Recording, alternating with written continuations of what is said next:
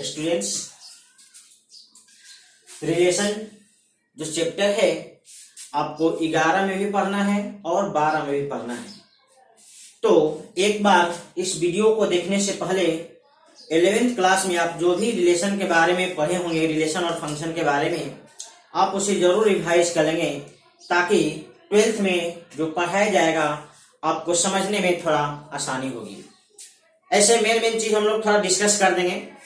जैसे रिलेशन होता क्या है, तो रिलेशन का हिंदी होता है संबंध। जैसे आप कहते हैं रिलेटिव, रिश्तेदार, आपको उसी से मिलता जुलता शब्द है। रिलेशन होता क्या है, तो दो वस्तुओं के बीच का जो आपसी लगाव होता है या जो कनेक्शन होता है उसी को हम लोग कहते हैं रिलेशन। इसके बारे में पहले हम समझ लें रिलेशन मीन्स होता क्या है। तो relation means well recognisable connection between two objects और क्वांटिटीज। दो वस्तुओं के बीच का जो आपस में कनेक्शन होता है या जो लगाव होता है उसी को हम लोग कहते हैं रिलेशन। इसके बारे में हम लिख लेते हैं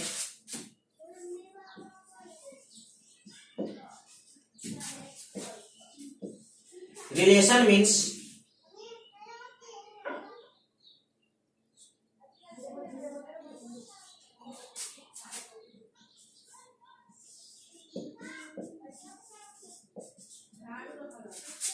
रिकॉग्नाइजेबल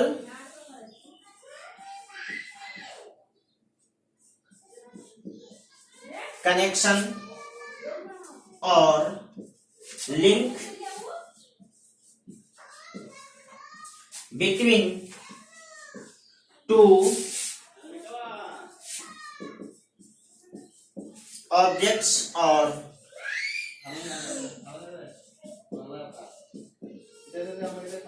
क्वांटिटीज।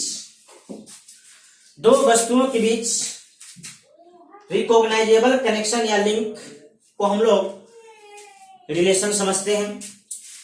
अब रिलेशन का आपको हम डिफिनीशन बताएंगे। रिलेशन का डिफिनीशन क्या होता है, ये तो आपको शाब्दिक अर्थ हो गया। रिलेशन मीन्स होता क्या है, मैथमेटिकल इसका डिफिनीशन देख लेते हैं। Let two non empty sets A and B and R is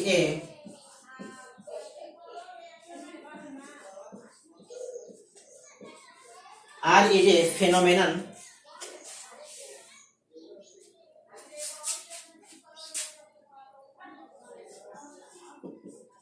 which associate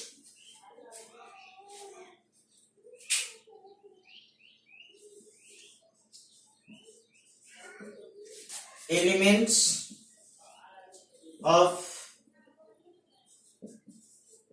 set A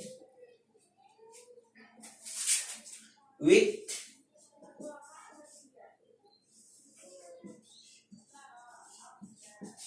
element of set B, then R is called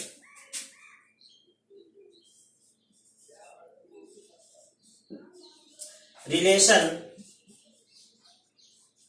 from set A to set B, and it is denoted by R such that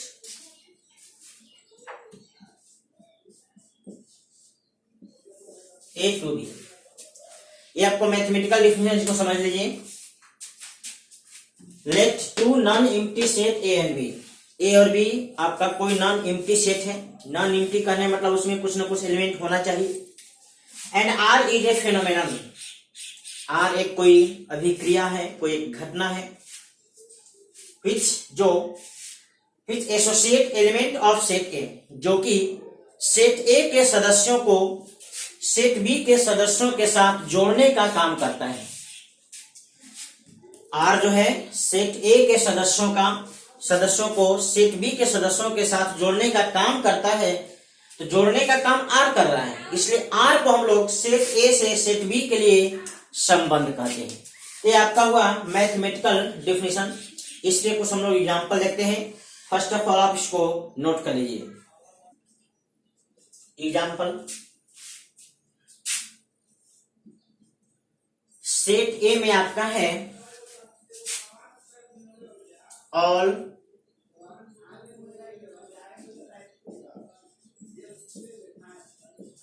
students of 12th class of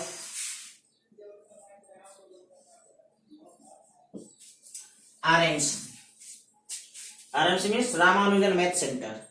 Ramanujan math centre में पढ़ने वाले 12वीं class के सभी विद्यार्थी आपको set A के सदस्य हैं। अगला बी, ऑल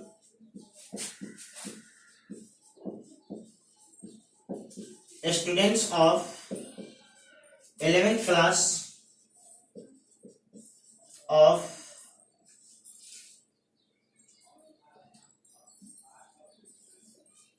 RMC में पढ़ने वाले 11वीं क्लास के सभी विद्यार्थी आपको सेट बी के सदस्य हैं। सेट ए और सेट बी हो गए, ये दोनों नॉन एम्प्टी है, इसमें कुछ न कुछ मेंबर हैं, सदस्य हैं। अब इस पे हम कुछ रिलेशन लिख देते हैं। जैसे आर में आपको लिख दिए, R1 में A comma B such that A belongs to set A comma B belongs to set B and A is sister of B. इस तरह से और भी रिलेशन आपको लिख देते हैं। A comma B such that A is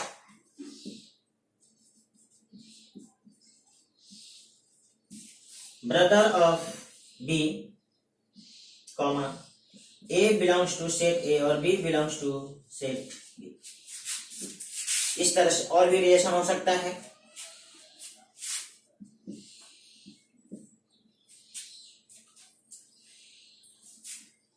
such that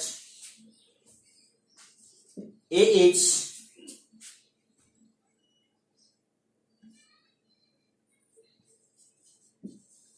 taller than B, comma A belongs to set A, B belongs to set। इस तरह से आपको रिलेशन है। यहाँ पे गौर से देखिए, ये जो फर्स्ट एलिमेंट है ये आपको सेट ए का है और जो सेकेंड एलिमेंट है आपको सेट बी का है, और यही वो रिलेशन है जो सेट ए के सदस्य को सेट बी के सदस्य के साथ जोड़ने का काम करता है। जैसे यहाँ पे A is sister of B, मतलब सेट ए का सदस्य सेट बी के सदस्य का बहन हो। A is sister of B, A set A का है और बी सेट बी का है। अगर इसका कोई सदस्य इसके सदस्य की अगर बहन है तो आपको इस रिलेशन के अंतर्गत आएगा, अदरवाइज इस रिलेशन के अंतर्गत नहीं आएगा। जैसे इसमें देख लीजिए, ए इज ब्रदर ऑफ बी, जो सेट ए का सदस्य है सेट बी के सदस्य का भाई होना चाहिए। भाई होगा तो इस रिलेशन के अंतर्गत आएगा, इस रिलेशन के अंतर्गत तो आपस में जुड़ेगा। अगर वो भाई नहीं होगा इस रिलेशन के अंतर्गत वह नहीं जुड़ेगा। तो जो रिलेशन है वह एक सेट के सदस्य को दूसरे सेट के सदस्य के साथ जोड़ने का काम करता है। तो जो जोड़ने वाला काम करता है, जो एक दूसरे को लिंक करता है, एक दूसरे से लिंक करता है, उसी लिंकअप उसी कनेक्शन को हम लोग रिलेशन कहते हैं। आप इस एग्जांपल को नोट कर लीजिए, आगे हम लोग इसको और भी देखते हैं। एक नोट देख लीजिए, if A comma B belongs to relation, इसका मतलब हुआ ए जो है इस आर रिलेशन के अंतर्गत बी से जुड़ा हुआ है। It means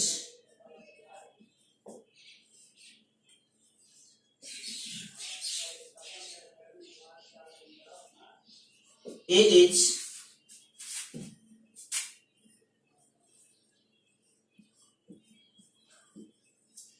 connected with B under relation are.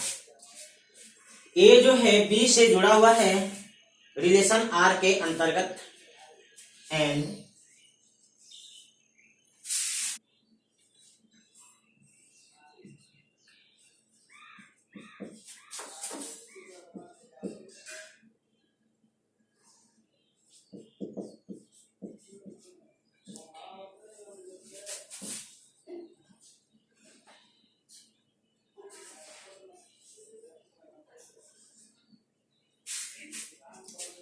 एक नोट देख लीजिए, if A comma B belongs to R, इसका मतलब है it means A is connected या related with B under relation R. इसका मतलब यह है कि ए जो है संबंध आर के अंतर्गत बी से जुड़ा हुआ है। ये चीज इसी चीज को इंडिकेट करता है। इस बात को हम लोग ऐसे भी समझ सकते हैं, जहां भी ऐसे लिखा गया तो आप समझ जाइए कि ए का रिलेशन बी से है, ए का रिलेशन बी से है, A is connected with B under relation R. तो ऐसे लिखे चाहे ऐसे लिखे, दोनों सेम बात है, बस लिखने का फर्क है, दोनों के मीनिंग में कोई फर्क नहीं। आप इसको नोट कर लीजिए।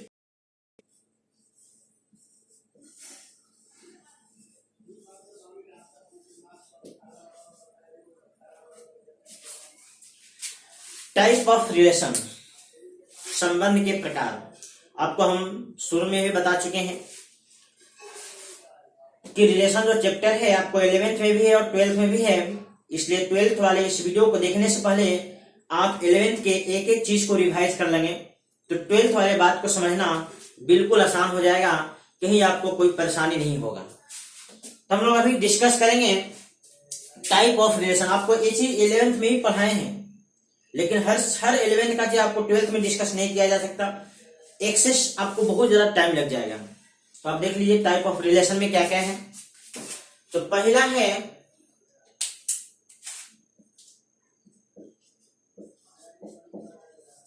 Empty relation.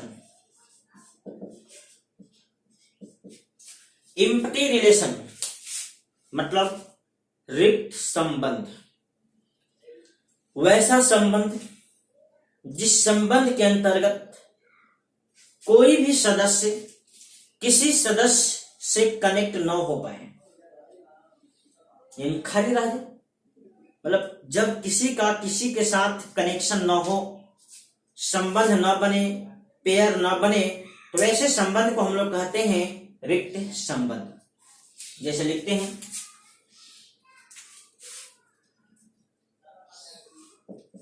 A relation are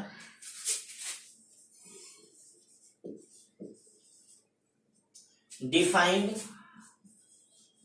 from set A to set B is said to be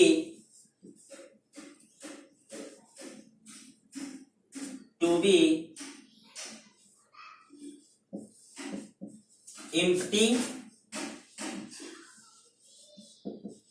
relation if no any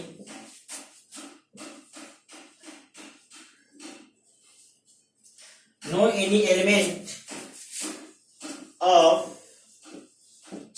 A, no any element of set A is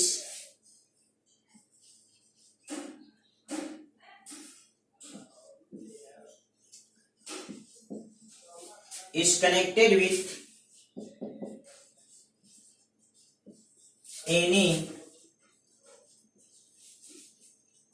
element of set B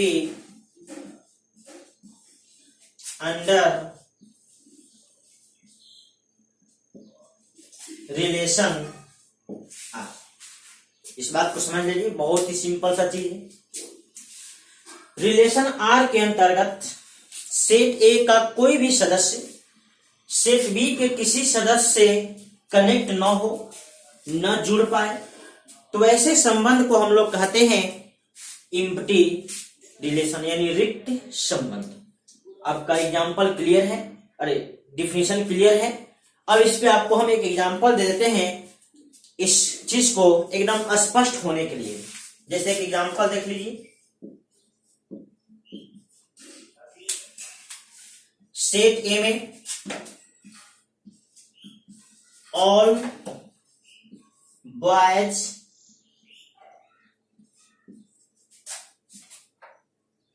student of 12th class of RMC, Ramanujan math centre में पढ़ने वाले 12वीं class के सभी लड़के आपको set A में हैं। Next B, all boys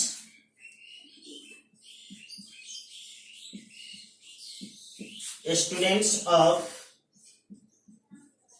11th class of RMC, 11वीं क्लास में पढ़ने वाले सभी लड़के आपको सेट बी में हैं और 12वीं क्लास में पढ़ने वाले सभी लड़के सेट ए में हैं। आपको एक हम रिलेशन डिफाइन करते हैं, relation R A comma B such that A is sister of B, comma A belongs to set A and B belongs to set। इस एग्जाम्पल को देखिए गौर से। सेट ए में 12वां क्लास में पढ़ने वाले सभी लड़के हैं, इसमें गर्ल्स स्टूडेंट नहीं है सेट ए में। और सेट बी में भी आपको 11वां क्लास के पढ़ने वाले सभी लड़के हैं, इसमें भी आपको गर्ल्स नहीं है। और आपको रिलेशन डिफाइन किया गया, A connected with B, A B से जुड़ेगा कब? A sister of B, A B का सिस्टर, ए सिस्टर ऑफ बी मतलब ए बी की बहन हो। तो गौर से देखिए, ए जो है सेट ए का सदस्य है और बी जो है सेट बी का सदस्य है। तो ए आपका कोई एक लड़का हो, इसमें का कोई अगर एक मेंबर को हम लोग ए मान लें और इसमें किसी मेंबर को बी मान लें, ए भी आपको लड़का है, ए भी आपको लड़का है, तो कोई लड़का किसी लड़के का बहन नहीं हो सकती, कोई लड़का किसी लड़के का ही सिस्टर नहीं हो सकती। मतलब इस रिलेशन के अंतर्गत, रिलेशन में कोई डाउट नहीं है, इस रिलेशन के अंतर्गत सेट ए का कोई भी सदस्य सेट बी के किसी सदस्य की बहन नहीं हो सकती। इसका मतलब सेट ए का कोई भी सदस्य सेट बी के किसी सदस्य से नहीं जुड़ सकता, इसलिए इस रिलेशन को हम लोग कहेंगे एम्प्टी रिलेशन। आप इसको नोट कर लीजिए, ऐसे आपको हजारों हजार एग्जांपल मिल सकता है जिस रिलेशन के अंतर्गत कोई भी एलिमेंट किसी एलिमेंट से कनेक्ट न हो पाए। आप इसको नोट कर लीजिए। दूसरा आपका रिलेशन है यूनिवर्सल रिलेशन। यूनिवर्सल रिलेशन क्या होता है इसको समझ लीजिए। A relation R defined on set A to set B is said to be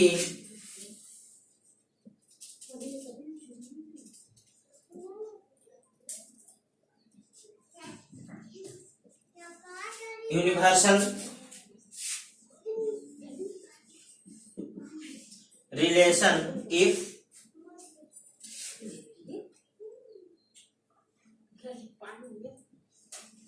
all या each एलिमेंट कह सकते हैं, each element of set A is connected with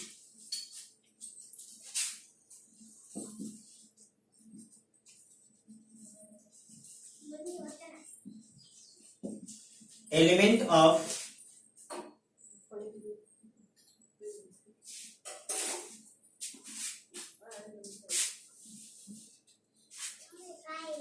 all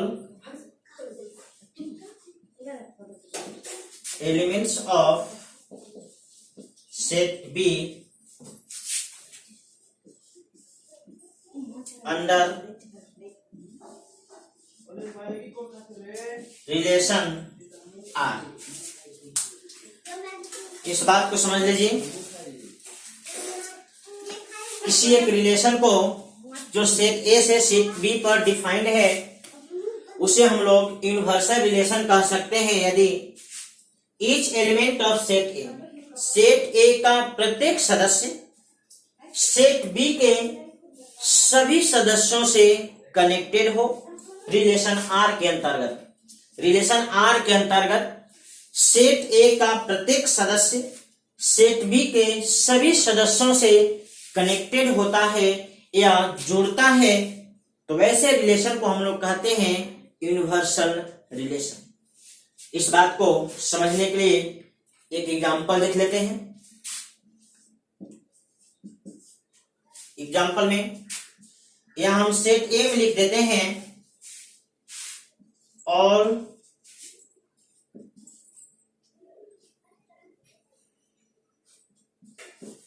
12th class student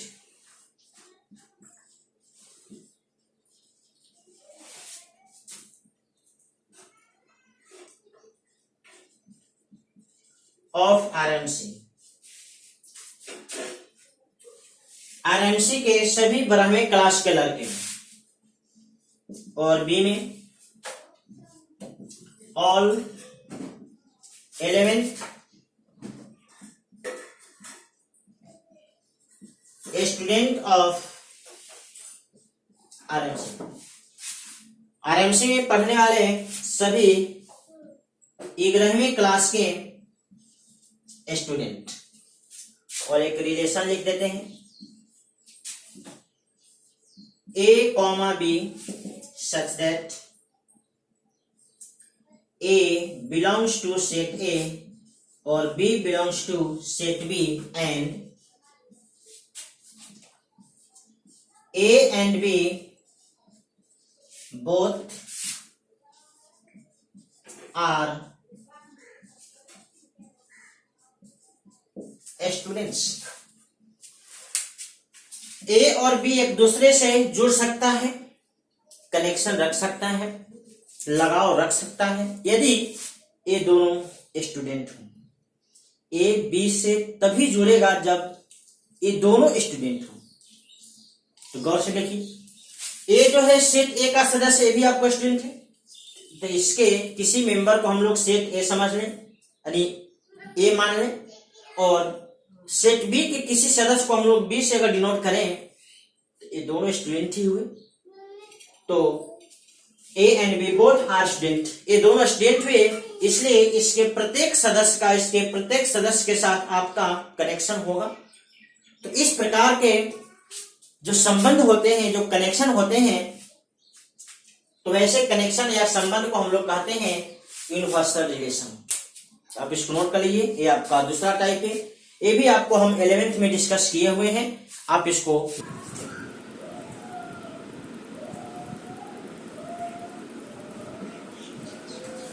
A relation are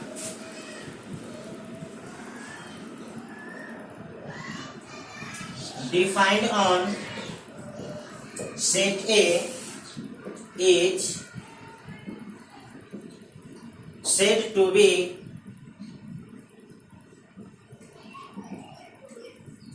identity relation if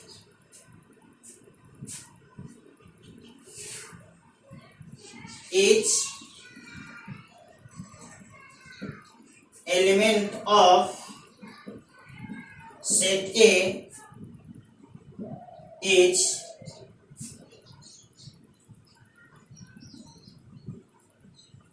connected with it itself only। यहां पे definition में लिखा गया है कि एक रिलेशन आर जो है सेट ए पे डिफाइन किया गया, उसे हम लोग आइडेंटिटी रिलेशन कह सकते हैं यदि सेट ए के प्रत्येक सदस्य केवल अपने आप से कनेक्ट हो, किसी और से कनेक्ट न हो। आप यहां पे इसको मैथमेटिकली लिख सकते हैं, दैट इज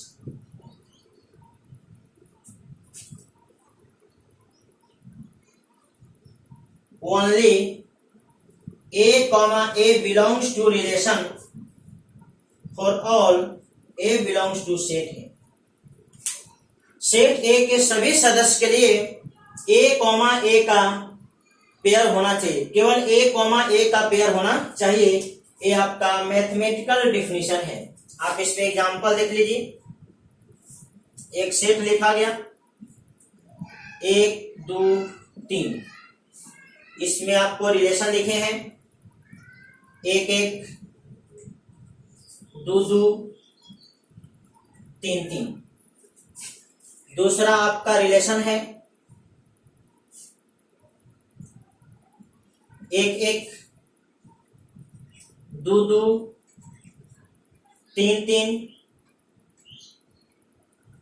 और इसमें एक और जोड़ दिए 1 3। तो देखिए यहाँ पे हर सदस्य का अपने आप से पेयर है, इसके अलावा 1 3 से जुट गया, जो कि आइडेंटिटी के शर्त में नहीं हो सकता। ये आपका आइडेंटिटी रिलेशन है, ये आपका आइडेंटिटी रिलेशन नहीं है। एक और देख लीजिए, तीसरा एग्जांपल 1 1 2 2। ये भी आपका आइडेंटिटी रिलेशन नहीं है। क्यों?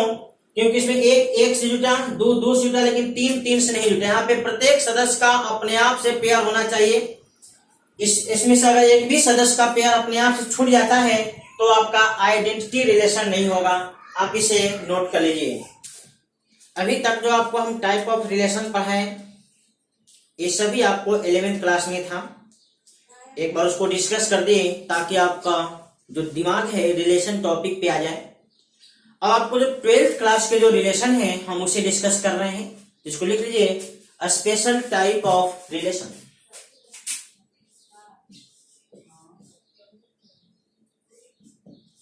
A special type of relation, संबंध के कुछ विशेष प्रकार। जैसे पहला प्रकार है reflexive relation.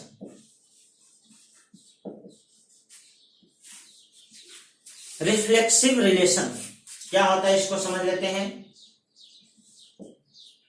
A relation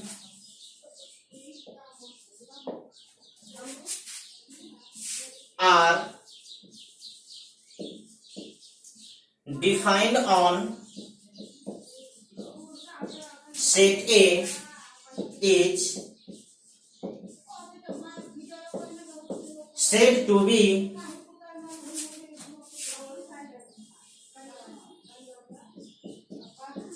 reflexive relation if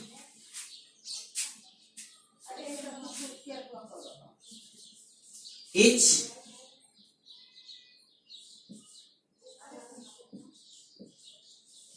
element of set A is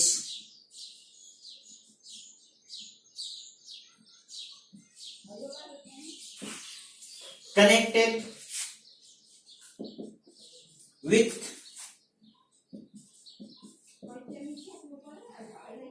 itself।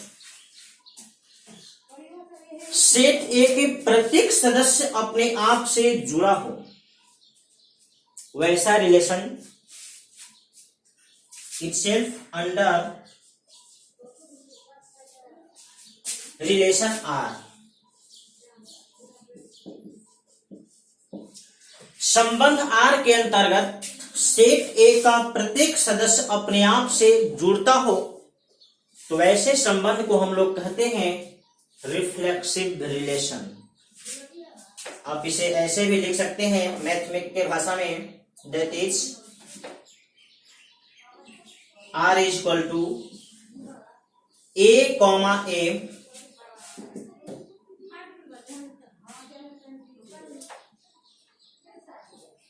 A comma A for all A belongs to set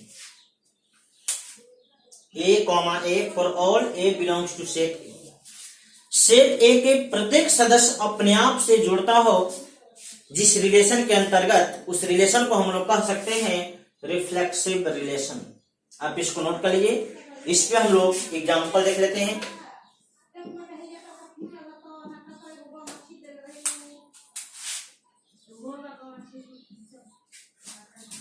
set में हो गया 1 2 3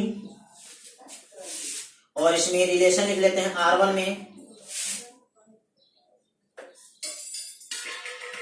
1 1 2 2 3 3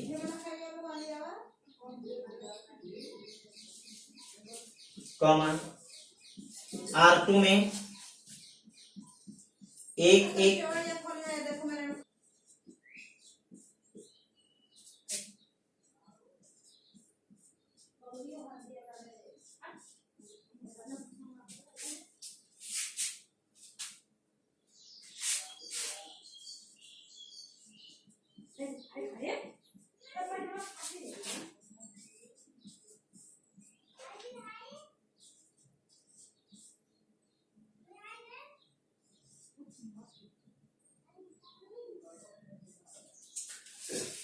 एग्जाम्पल को समझ लीजिए।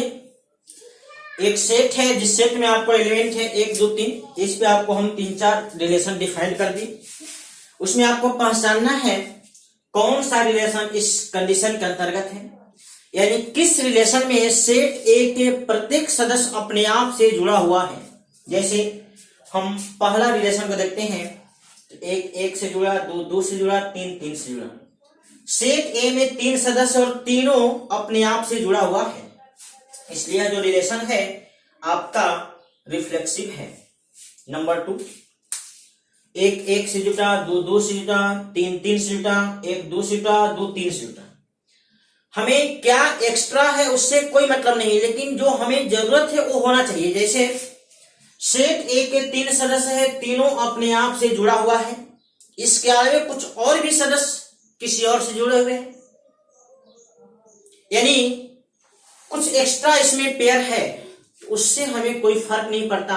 यदि हमारा रिक्वायरमेंट पूरा हो जाता है तो हम परेशान नहीं होंगे, लेकिन मेरा जब रिक्वायरमेंट, मेरा शर्त पूरा नहीं होगा, शर्त में कुछ कमी रह जाएगा तो फिर वो आपको रिलेशन नहीं कहलाएगा, यानी रिफ्लेक्सिव रिलेशन नहीं कहलाएगा। जैसे आपका रिफ्लेक्सिव रिलेशन का रिक्वायरमेंट है कि सेट ए के जितने भी सदस्य हैं वो सभी अपने आप से कनेक्टेड होने चाहिए। जैसे मान लीजिए सेट ए में 1000 एलिमेंट है और 999 अपने आप से जुड़ा हुआ है और उसमें से एक सदस्य अपने आप से जुड़ा हुआ नहीं है। इसका मतलब 999 जुटा और एक नहीं जुटा, इस वजह से, एक नहीं जुटा इस वजह से उस रिलेशन को हम लोग रिफ्लेक्सिव रिलेशन नहीं कह सकते हैं। क्योंकि इसके डिफिनीशन में दिया गया ईच एलिमेंट, प्रत्येक सदस्य, सेट ए के प्रत्येक सदस्य अपने आप से कनेक्टेड होने चाहिए। जैसे R1 में सेट ए के जितने भी सदस्य हैं सब अपने आप से कनेक्टेड हैं। R2 में भी सेट ए के जितने भी सदस्य हैं, 1 2 3 तीन सदस्य हैं, तीनों अपने आप से कनेक्टेड हैं, एक्स्ट्रा से कोई मतलब नहीं है। लेकिन R3 में ये जो तीसरा रिलेशन है, एक से जुटा, दो से जुटा, दो तीन से जुटा, ये दो तीन से जुटे या ना जुटे कोई फर्क नहीं पड़ता। लेकिन सेट ए में 3 सदस्य थे, 2 अपने आप से जुटे, तीसरा अपने आप से नहीं जुटा। तो सेट ए का प्रत्येक सदस्य अपने आप से नहीं जुटा, 3 था, 2 जुटा, 1 नहीं जुटा। इस एक की वजह से, एक सदस्य की वजह से ये जो रिलेशन है यह रिफ्लेक्सिव नहीं है। तो रिफ्लेक्सिव रिलेशन आपको स्पष्ट होना चाहिए कि सेट ए के जितने भी सदस्य हैं, ये सभी सदस्य यानी प्रत्येक सदस्य अपने आप से कनेक्टेड होने चाहिए। अगर सेट ए में 1000 सदस्य हैं, 10,000 सदस्य हैं, तो उन सभी सदस्यों का अपने आप से पेयर होना चाहिए। ऐसे नहीं कि बहुत सारे एलिमेंट अपने आप से जुटे हुए हैं और कुछ उसमें से सदस्य अपने आप से नहीं जुटे। अगर एक भी सदस्य अपने आप से नहीं जुटा, अगर वह सेट ए का सदस्य है, तो उस सेट पर उस रिलेशन को रिफ्लेक्सिव रिलेशन नहीं कह सकते। आप इस बात को नोट कर लीजिए। यहाँ एक नोट ध्यान दीजिए, any identity relation will be reflexive relation, but any reflexive relation में और may not be identity relation. मतलब आइडेंटिटी रिलेशन आपका रिफ्लेक्सिव रिलेशन हमेशा होगा, लेकिन रिफ्लेक्सिव रिलेशन हमेशा आइडेंटिटी रिलेशन नहीं हो सकता। हो भी सकता है और नहीं भी हो सकता, वो निर्भर करेगा उसके कंडीशन के ऊपर। तो आप इस बात को नोट कर लीजिए, हमेशा आपको ऑब्जेक्टिव सवाल। दूसरा आपका रिलेशन है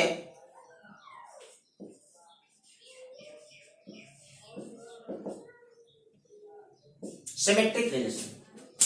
दूसरा आपका रिलेशन है सिमेट्रिक रिलेशन। सिमेट्रिक रिलेशन में क्या होता है, A relation R defined on set A is said to B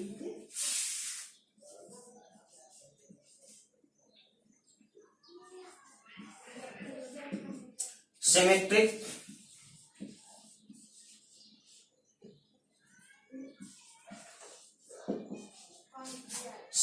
relation if A is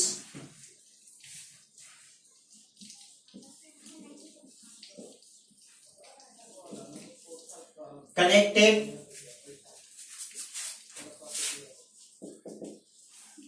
with B, then also B is connected with A for all with A for all A comma B belongs to C। इसको समझ लीजिए, यदि A B से जुड़ा हुआ है तो B को भी A से कनेक्टेड होना चाहिए।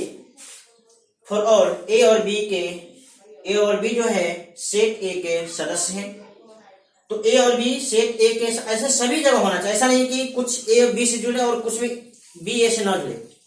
जब जब A B से जुड़े तब तब B को A से जुड़ना चाहिए। इसको हम लोग मैथ की भाषा में ऐसे लिख सकते हैं, relation R A comma B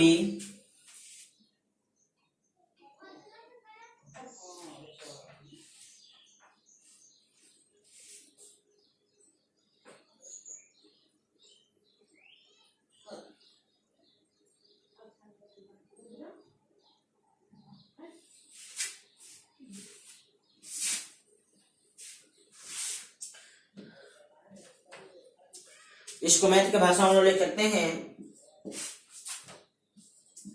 A comma B belongs to relation R and also B comma A belongs to relation R, comma for all A comma B belongs to set A और B आपको set A का सदस्य set A से बाहर नहीं होना चाहिए और A B से जुटे हैं तो B को भी A से जोड़ना चाहिए। सिमेट्रिक, सिमेट्रिक का मतलब होता है दोनों तरफ से बराबरी, यानी हम आपको दोस्त समझते हैं तो आप भी हमें दोस्त समझिए। तो इस प्रकार से जो कनेक्शन होगा, इस प्रकार से जब एक लोग दूसरे लोग से जुटेंगे तो इस प्रकार के कनेक्शन या जुड़ाव को हम लोग कहते हैं सिमेट्रिक रिलेशन, यानी इसका हिंदी में होता है सममित। सममित करता है सम धन मित। सम मतलब बराबर और मित मतलब दोस्ती, बराबर की दोस्ती, वही आपको है सिमेट्रिक। बराबर का दोस्ती मतलब यदि हम आपको दोस्त समझते हैं तो आप भी हमें दोस्त समझें, ये आपको बराबर की दोस्ती हुई। ऐसा नहीं कि हम आपको दोस्त समझते हैं, हम आपके लिए समय पे काम आ जाते हैं लेकिन जब हमें जरूरत पड़ा तब पतली गली से भाग जाइए। तो इस प्रकार के दोस्ती को हम लोग सिमेट्रिक दोस्ती नहीं कर सकते, सिमेट्रिक संबंध नहीं कर सकते। सिमेट्रिक का मतलब हुआ यदि हम आपके काम आते हैं तो आप भी मेरे जरूरत पे काम आइए, ये आपको बराबर का दोस्ती हुआ। तो ये आपको बराबर का दोस्ती मतलब सिमेट्रिक रिलेशन। आपको यहाँ पर डिफिनेशन में बहुत चीज स्पष्ट है। यदि ए बी से जुड़ा है तो बी को भी ए से कनेक्ट होना चाहिए, जुड़ा होना चाहिए। अगर ऐसा हमेशा होता है सेट ए के सभी सदस्यों के, अगर ये दोनों बात हमेशा होता है तो ऐसे रिलेशन को हम लोग कहते हैं सिमेट्रिक रिलेशन। जैसे एग्जाम्पल समझ जाइए,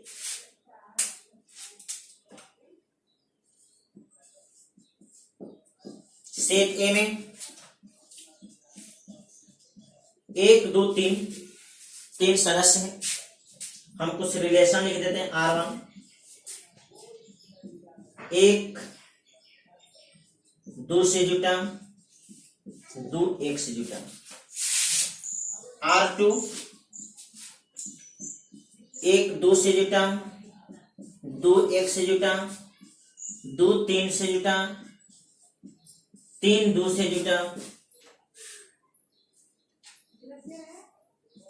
R3 2 3 से जुटा, 3 2 से जुटा, 1 2 से जुटा। इस रिलेशन को समझ लीजिए। सेट ए में 3 सदस्य हैं, यानी कि 1 2 से जुटा तो 2 भी 1 से जुटा, इसलिए यह रिलेशन सिमेट्रिक है। या 1 2 से जुटा, 2 1 से जुटा, ये दोनों आपस में सिमेट्रिक होगी, बराबर होगी। 2 3 से 3 भी 2 से जुटा, ये भी आपका सिमेट्रिक हुआ। R3 देख लीजिए, 2 3 से जुटा, 3 2 से जुटा, 2 3 से जुटा तो 3 भी 2 से जुटा, लेकिन 1 2 से जुटा, 2 1 से नहीं जुटा। तो यहाँ पे ऐसा नहीं कि सिर्फ एक जगह सही हो जाने से आपका सिमेट्रिक हो जाएगा। सिमेट्रिक आपको सभी जगह होना चाहिए, कहीं उसको गलत नहीं होना चाहिए। देखिए यहाँ पे आपका शब्द सही है लेकिन यहाँ पे जाके गलत हो गया, यानी आप 999 सही काम करिए और एक काम गलत कर दीजिए तो आप गलत आदमी के कैटेगरी में आ गए। सही आदमी का मतलब वो कभी गलत करता ही नहीं, उसमें गलती मिलता ही नहीं है, तब वो सही आदमी है। अगर किसी आदमी में कुछ गलती मिल जाए फिर वो आदमी सही नहीं है, वो आदमी गलत कहलाता है। तो ये बात है, यहाँ पे सिमेट्रिक यहाँ पे सही है लेकिन यहाँ पे गलत हो गया, यानी ओवरऑल यह आपका सिमेट्रिक रिलेशन नहीं है।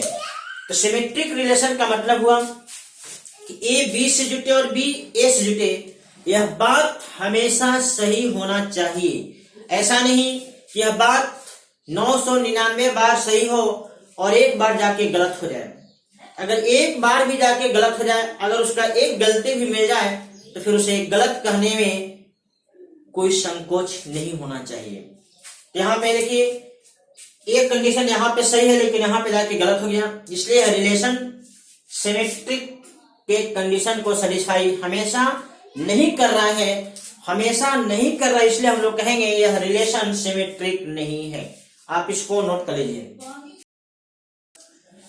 तीसरा रिलेशन है आपका transitive.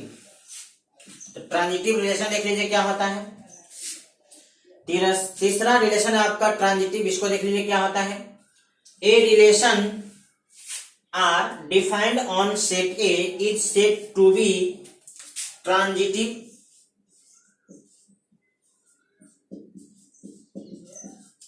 relation if A is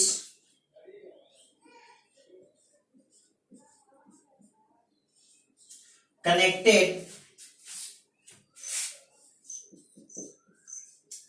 with B and B is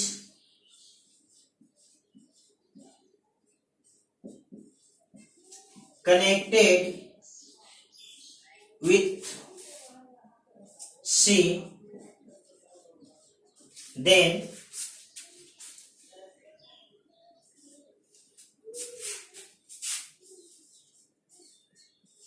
also A is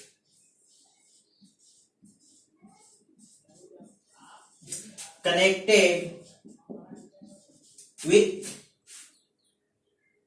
C for all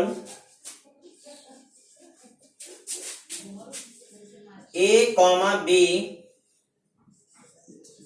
C belongs to C।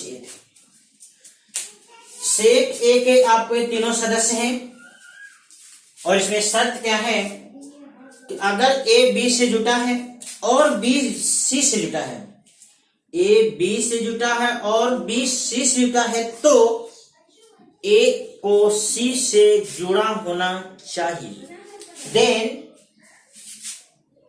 Then also A is connected with C, तो A को सी से जुड़ा होना चाहिए। इस बात को हम लोग मैथ के भाषा में ऐसे लिख सकते हैं,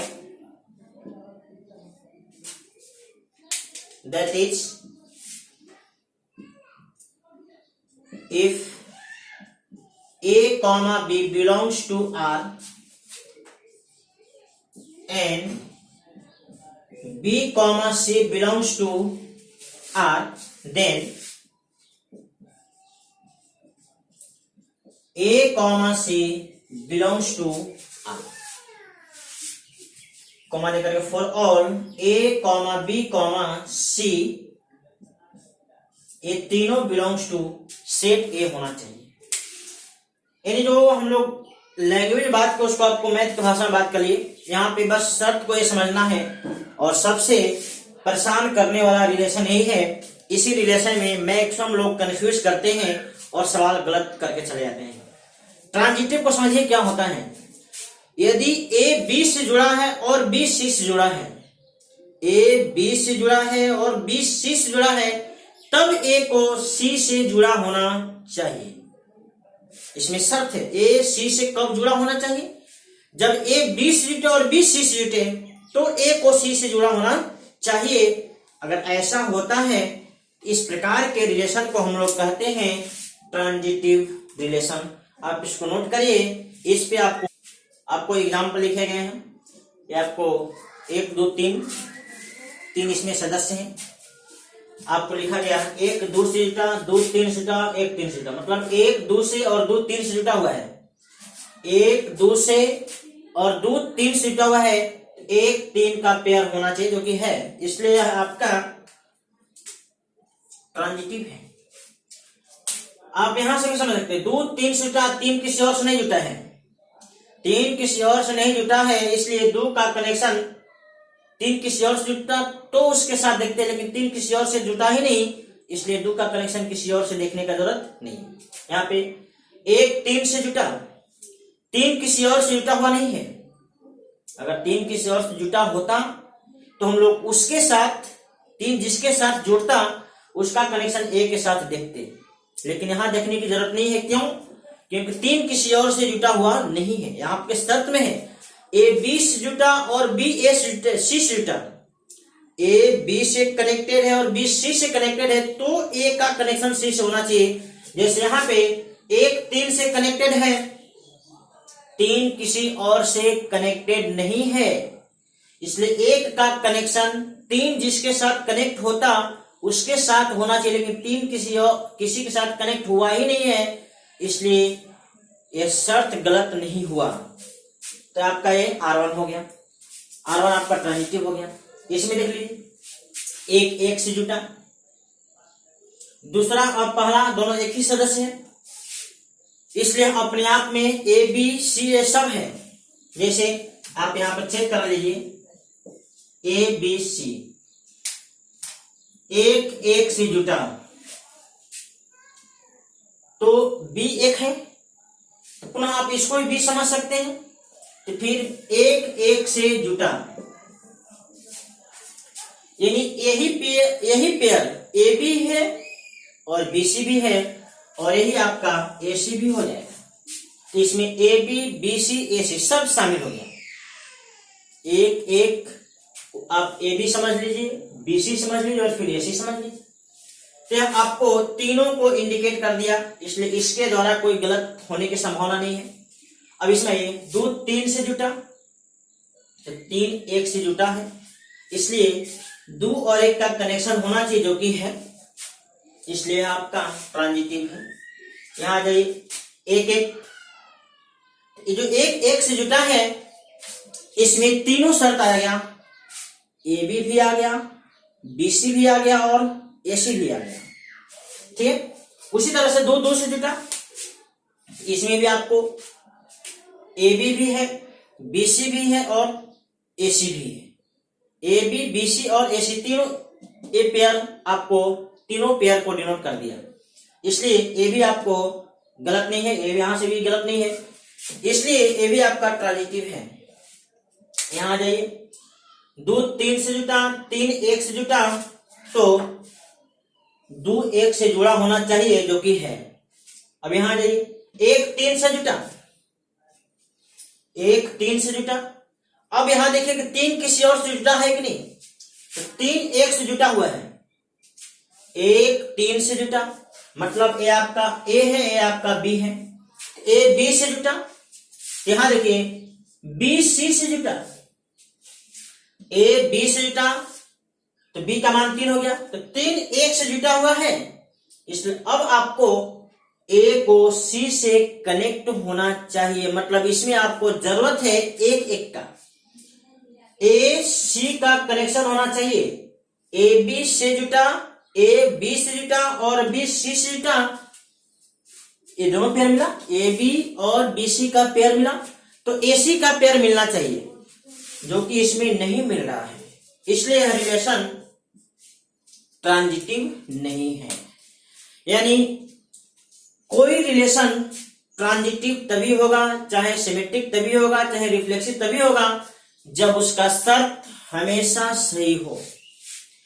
अगर उसका शर्त 1000 बार सही है और 1001वां बार में जाके वह गलत हो जाता है तो उस पूरे रिलेशन को हम लोग गलत ही कहेंगे, ठीक है, उसको सही नहीं कह सकते। जैसे यह ट्रांजिटिव रिलेशन एक बार इन तीनों के लिए ट्रांजिटिव का शर्त सेटिस्फाई हो गया, लेकिन जब इसको देखे तो एसी का पेयर नहीं मिला, एबी का पेयर मिला, बीसी का पेयर मिला, लेकिन एसी का पेयर नहीं मिला, इसलिए हम लोग कहेंगे कि रिलेशन ट्रांजिटिव नहीं है।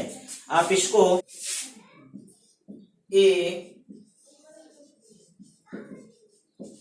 Relation R is said to be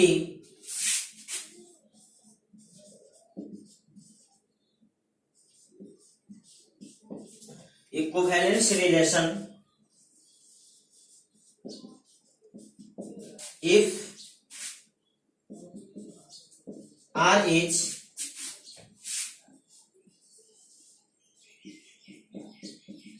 reflexive, symmetric and transitive. एक रिलेशन आर को हम लोग इक्विवेलेंस रिलेशन कह सकते हैं यदि वह रिलेशन रिफ्लेक्सिव, सिमेट्रिक और ट्रांजिटिव तीनों के कंडीशन को सेटिस्फाई करता है। तो आपको जो 12th क्लास में जो रिलेशन का सिलेबस है ये आपको यही है, मेनली रिफ्लेक्सिव, सिमेट्रिक और ट्रांजिटिव।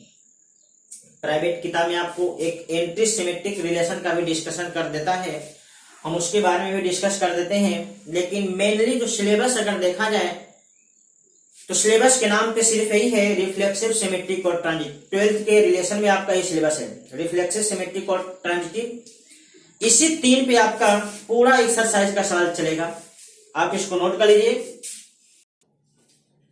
यह चौथा रिलेशन है आपका एंटी सिमेट्रिक रिलेशन। क्या होता है इसको समझ लीजिए। A relation R defined on set A is said to be anti-symmetric relation if A, B belongs to relation and B, A belongs to relation, then A is equal to B। अगर A B से जुटा है और B A से जुटा है तो A और B को बराबर होना चाहिए। अगर A और B दो डिफरेंट एलिमेंट हैं तो इस प्रकार का कंडीशन नहीं होना चाहिए। जैसे यह बात आपको एग्जांपल देंगे तभी स्पष्ट होगा। सेट ए में 1 2 3 सदस्य हैं। अब इसमें कुछ रिलेशन आपको लिख देते हैं। R1 1 2 से जुटा है, R2 1 2 से जुटा, 2 3 से जुटा, R3 1 1 से जुटा, 2 2 से जुटा, 2 3 से जुटा, R4 1 2 से जुटा,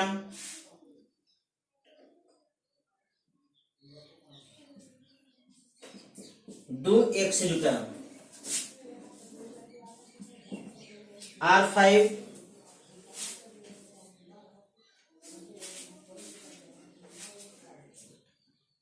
1 3 से जुटा, 2 3 से जुटा,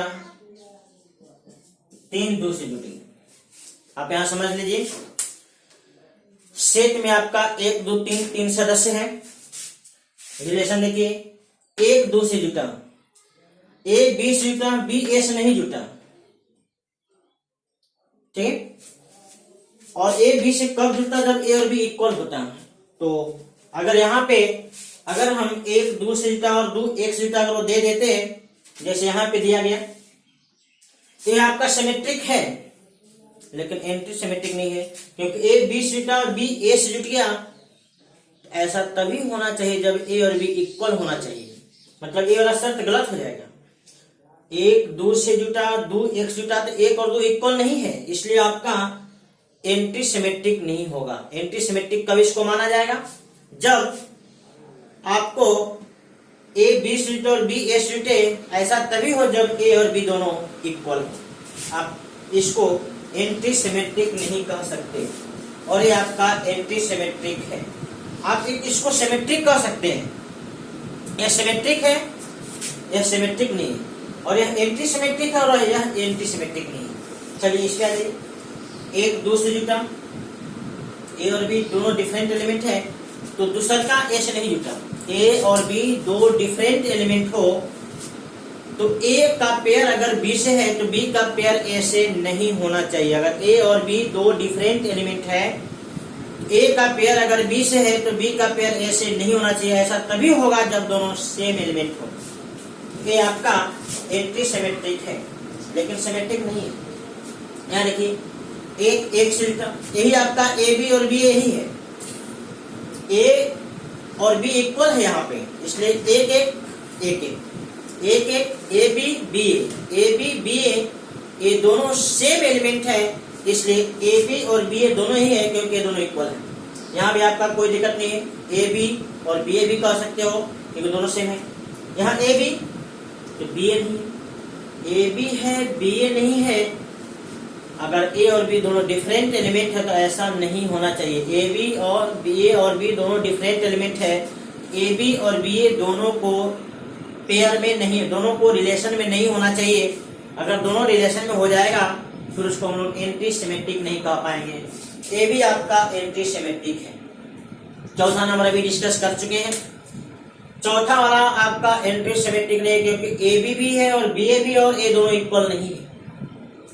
अगर ये दोनों इक्वल होता, 1 और 2 दोनों बराबर होता, तो आपको चलता।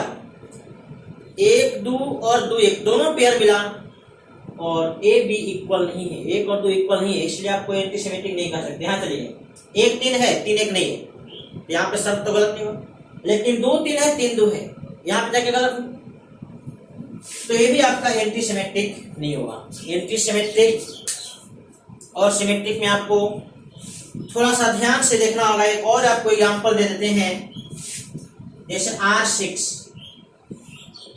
1 1 2। अब इस रिलेशन को देखिए, एंटी सिमेट्रिक है और यह रिलेशन सिमेट्रिक भी है। कुछ ऐसे भी रिलेशन हो सकते हैं जो सिमेट्रिक और एंटी सिमेट्रिक दोनों हो सकते हैं। जनरली आपका कोई अगर सिमेट्रिक होगा तो एंटी सिमेट्रिक नहीं होता, लेकिन ऐसा कहना हमेशा गलत है कि अगर कोई रिलेशन सिमेट्रिक होगा तो एंटी सिमेट्रिक नहीं हो सकते। यह बात कहना आपका गलत हो जाएगा। देखिए आपका ये सिमेट्रिक भी है, यह रिलेशन एंटी सिमेट्रिक भी है। इसको नोट कर लीजिए। इस प्रकार से हम आपको ये डिस्कस कर दिए। स्पेशल टाइप ऑफ रिलेशन में ही आपका सेकेंड ईयर का सिलेबस है, रिफ्लेक्सिव, सिमेट्रिक और ट्रांजिटिव। मेनली आपको एनसीईआरटी के सिलेबस में ही 3 है। ये चौथा भी आपको हम डिस्कस कर दिए, क्योंकि बहुत सारे प्राइवेट किताब जैसे के सिन्हा, आर डी शर्मा में आपको एंटी सिमेट्रिक रिलेशन का चर्चा किया गया। स्टूडेंट उसका सवाल बनाने में फंस जाते हैं, तो कोई आपको विशेष कंसेप्ट नहीं है। आप यहाँ पे समझ लीजिए, ए बी और बी ए ये दोनों पेयर रिलेशन में तभी होना चाहिए जब ए और बी इक्वल है। अगर ए और बी दोनों डिफरेंट एलिमेंट है और ए बी और बी ए दोनों मिलता है, तो वैसे रिलेशन को हम लोग एंटी सिमेट्रिक नहीं कह सकते, सिमेट्रिक कह सकते हैं। ए बी और बी ए दोनों है और ए और बी कैसा भी वैल्यू का हो, कोई फर्क नहीं पड़ता, तो आपको सिमेट्रिक होगा। लेकिन ए और बी दोनों इक्वल नहीं है और ए बी और बी दोनों पेयर उसमें मिल रहा है, तो वैसे रिलेशन को हम लोग एंटी सिमेट्रिक नहीं कह सकते। एंटी सिमेट्रिक का शर्त ही है ए और बी इक्वल हो, तो आपको ए बी और बी ए का पेयर मिलना चाहिए। आप इसको नोट कर लीजिए। स्टूडेंट्स, इस वीडियो में आपको हम डिस्कस किए रिलेशन क्या होता है, रिलेशन का प्रकार क्या होता है, 12th का सिलेबस डिस्कस की। अब आप नेक्स्ट वीडियो में देखेंगे रिलेशन पे जो एनसीईआरटी में एक्सरसाइज में सवाल जो दिया गया 1.1, उस 1.1 को हम पूरा सोल्यूशन करेंगे। आप इस वीडियो को अच्छे से देख लीजिए और देखने के बाद आप सवाल बनाने का प्रयास कीजिएगा, खुद से जरूर प्रयास करिएगा। हम अगले वीडियो में आपको इस एक्सरसाइज का पूरा सवाल कराएंगे।